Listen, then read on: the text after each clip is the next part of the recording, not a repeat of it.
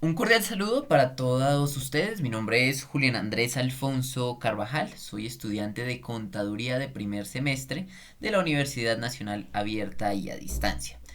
En esta ocasión voy a explicar a todos ustedes las diferencias entre un contrato público y un contrato privado por medio de esta presentación. Este video va destinado al curso de contratación pública y privada de la Universidad Nacional Abierta y a Distancia UNAT. En primera instancia, vamos a establecer unas diferencias características entre el contrato público y el contrato privado. El contrato público se celebra por medio de un proceso administrativo enmarcado dentro de la Ley 80 de 1993 de la Constitución Política Colombiana, y el contrato privado se celebra enmarcado dentro de las normas y las leyes, pero únicamente partiendo de las intenciones contractuales de dos o más partes privadas. También tenemos que el contrato público se lleva a cabo entre entidades estatales o de manera mixta con entidades privadas.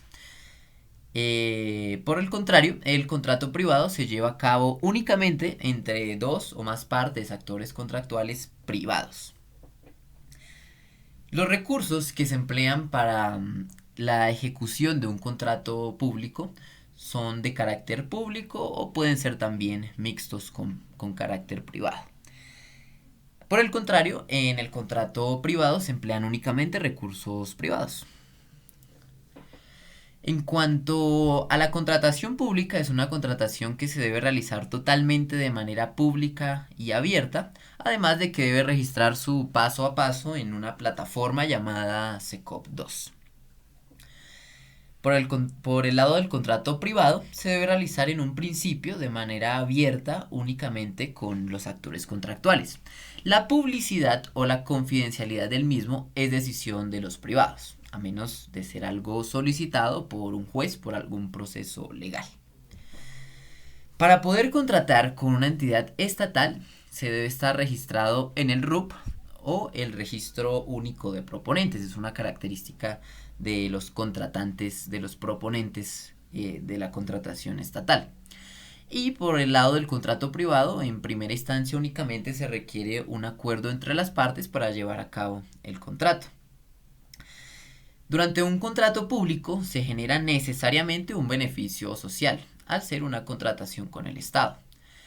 Por el contrario, el contrato privado es únicamente de beneficio particular.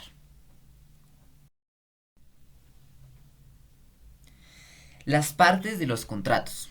El contrato público tiene muchas más partes que el contrato privado y son las siguientes. El contrato público, en primer lugar, tiene la realización de estudios previos y análisis del sector. A continuación de lo mencionado va la expedición del certificado de disponibilidad presupuestal de la entidad estatal.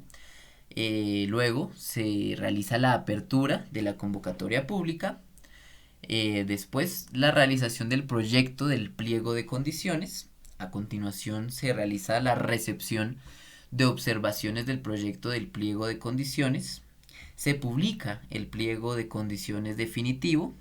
Se realiza una reunión para la exposición del contenido del pliego de condiciones. Se reciben las ofertas. Se realiza un acta de cierre del proceso de selección. Se evalúan las ofertas y se comunican a los oferentes estas evaluaciones. Después se realiza la expedición de una resolución de adjudicación o de declaración de desierto en el caso de no contar con propuestas o con propuestas que cumplan los objetivos, el objeto contractual. A continuación de esto se realiza la firma del contrato en el caso de que la resolución expedida haya sido de adjudicación. Se procede a la adquisición de pólizas contractuales y extracontractuales. Se ejecuta el contrato y una vez ejecutado se realiza el proceso de liquidación contractual. Estas serían las partes de un contrato público que se lleva a cabo por medio de una licitación. Mientras que en un contrato privado podríamos mencionar tres partes, tres fases. La aquiescencia del contrato entre las partes, esos acuerdos de primera instancia entre las partes involucradas, la definición de las cláusulas y de los objetos, de los objetivos del contrato, la firma, la realización del contrato y, por consiguiente, una vez esto sea cumplido, se realiza la disolución contractual.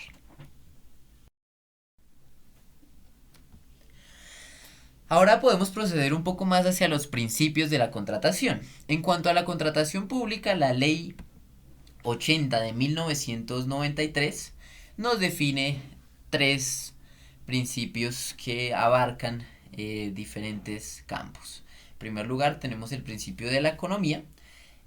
Podemos definirlo como la eficiencia y eficacia del proceso contractual, a la vez de que busca minimizar gastos, tiempo, documentación y aplica de manera correcta las normas. Además, el artículo 25 de la Ley 80 de 1993 nos incluye diferentes premisas para el principio de economía. Esto lo podemos consultar en este artículo de la Ley 80. Posteriormente podemos mencionar el principio de la responsabilidad, que se basa en que los servidores y actores involucrados en el proceso están en la obligación de buscar el cumplimiento general de las normas y obligaciones. El artículo 26 de la Ley 80 de 1993 del principio de responsabilidad dicta en virtud del mismo que los servidores públicos están obligados a buscar el cumplimiento de los objetivos de contratación, responderán por sus actuaciones y omisiones a lo jurídico, además de otras premisas que podemos consultar en este artículo de la jurisprudencia. Podemos también mencionar el principio de la transparencia como tercer y último principio, que es aquella virtud procesal de publicidad, trasladando este principio como un lineamiento de hacer públicos los procesos, decisiones, documentos, costos, calidades, condiciones, obras o servicios que sean necesarios para dar cumplimiento a los objetivos del contrato, dejando en claro también la conducta de no faltarle a la verdad. A continuación vamos a proceder a los principios de la contratación privada. Dentro de este tipo de contratación podemos distinguir 8 principios fundamentales. Partimos del principio de la autonomía de la voluntad, siendo este principio la voluntad que debe existir de manera inicial entre las partes para comenzar el proceso contractual. También tenemos el principio de la obligatoriedad, que radica su papel en las obligaciones que se contraen dentro de la contratación, generando una fuerza vinculante al cumplimiento contractual. La relatividad, que debe existir dentro de un contrato privado con el fin de evitar la intervención de terceros en pro de la eficacia ejecutora de los procesos contractuales. La causa concreta de motivación para celebrar un contrato. La eficacia y la eficiencia en cuanto a la utilización de recursos. El consenso o consensualismo que debe ser existente entre todas las partes involucradas. La sociabilidad del contrato, donde ninguno de estos contratos puede ser legítimo si perjudica a otros a la vez que se infringe la ley.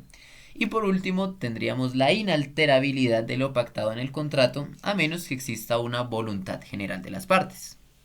Ahora vamos a hablar de los tipos de contratos. En cuanto a los contratos privados, tenemos contratos a término indefinido, a término fijo, de obra o labor, de prestación de servicios, de aprendizaje, contratos ocasionales de trabajo, contratos unilaterales, conmutativos, contrato principal y contrato secundario. Por el lado de los contratos públicos tenemos el contrato de consultoría, de comodato, de compraventa de bienes inmuebles, contrato de suministro, de prestación de servicios de defensa judicial, de arrendamiento de inmuebles, de fiducia para el manejo de anticipos, contrato de compra de equipos de cómputo estándar y el contrato de obra pública. En este momento podemos pasar al ámbito de las responsabilidades en caso del incumplimiento contractual. En cuanto a la contratación pública, la Ley 80 de 1993 en el artículo 26 dispone ciertas responsabilidades en cuanto a los ámbitos contractuales públicos a 3 principales actores. Están los servidores públicos, quienes están obligados a buscar el cumplimiento de los fines de la contratación, a vigilar la correcta ejecución del objeto contractual y a proteger los derechos de la entidad, del contratista y de los terceros que puedan verse afectados por la ejecución del contrato. Además, deberán responder por sus actuaciones y omisiones antijurídicas y deberán indemnizar los daños que se causen por razón de ellas. Por otro lado, tenemos a los interventores, quienes hacen la función de representantes legales de las diferentes entidades y responderán civil, fiscal, penal y disciplinariamente tanto por el cumplimiento de las obligaciones derivadas del contrato de interventoría como por los hechos u omisiones que les sean imputables y causen daño o perjuicio a las entidades. Por último estarían los contratistas, quienes responderán civil y penalmente por sus acciones y omisiones en la actuación contractual. Por el lado de la contratación privada, el incumplir o retrasarse en los deberes contraídos a través de un contrato son acciones meritorias para dar lugar a una infracción contractual, según las condiciones de enmienda que la parte infractora proporcione. La parte o las partes afectadas pueden solicitar la preclusión, resolución, cumplimiento o conclusión del contrato a las diferentes instancias legales, llegando a un punto de condición resolutoria. Por otro lado, este acto puede ir acompañado de una querella que busque la indemnización de los prejuicios causados por el incumplimiento de los deberes contractuales, estando todo esto resguardado y cobijado en el Código Civil colombiano, en el artículo 1546, que nos dicta lo siguiente. En los contratos bilaterales va envuelta la condición resolutoria, en caso de no cumplirse por uno de los contratantes lo pactado, pero en tal caso podrá el otro contratante pedir a su árbitro o la resolución o el cumplimiento del contrato con indemnización de perjuicios. Para finalizar, como un caso un poco aparte a las diferencias entre los contratos públicos y privados, vamos a realizar una pequeña definición de dos principios. Tenemos los principios de el interés general sobre el interés particular. La sobreposición del interés general sobre el interés particular es un principio fundamental dentro de los estados democráticos y su sociedad. Su aplicación se basa en que el interés particular se mantiene subyugado por el interés general en aquellos casos que el primero impide o va en contra del segundo. Por otro lado, tenemos el principio de igualdad, que se fundamenta en dar un mismo trato, juzgamiento, oportunidades, etc., a quienes se encuentran también en unas mismas condiciones, y un trato diferente a quienes se encuentran en condiciones diferentes a ellos. Y su aplicación radica en la no discriminación de ningún individuo. Esto sería todo por esta presentación. Muchas gracias a todos ustedes. Mi persona, Julián Andrés Alfonso Carvajal, se despide.